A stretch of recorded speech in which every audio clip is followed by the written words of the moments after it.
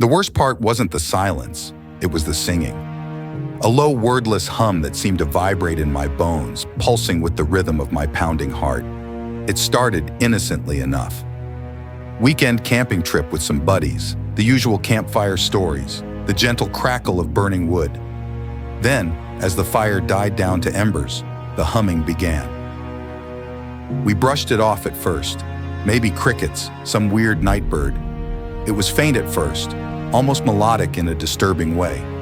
But then it grew, a chorus joining in, a low, guttural harmony that crawled under your skin. My friends, bless their oblivious souls, kept telling ghost stories. I, on the other hand, was frozen stiff, staring into the darkness, the hairs on my neck standing on end. Suddenly, a twig snapped in the woods beyond the firelight. We all froze, the singing abruptly stopping. Then, two sets of eyes, glowing an unnatural red, pierced the darkness. Humanoid figures, tall and gaunt, emerged from the trees. They weren't running, weren't attacking. They just stood there, their bodies swaying slightly, their red eyes fixed on us. The singing started again, louder this time, a chilling symphony of inhuman voices. My friends started screaming, scrambling to their feet, but it was me they seemed interested in. They began to walk towards me, a slow, deliberate pace, their humming deepening into a guttural groan.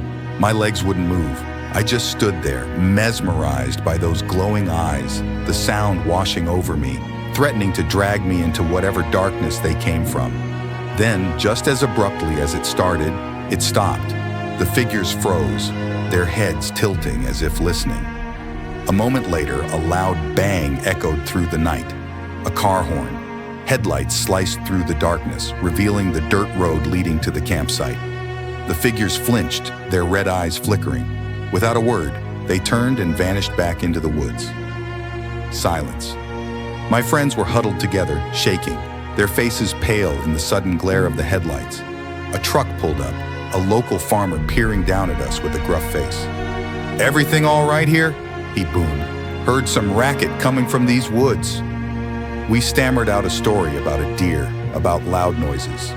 The farmer just chuckled, shook his head, and offered us a ride back to town. We piled in, never looking back at the dark patch of woods where those figures had stood. That night changed something in me. The silence is no longer the scariest part.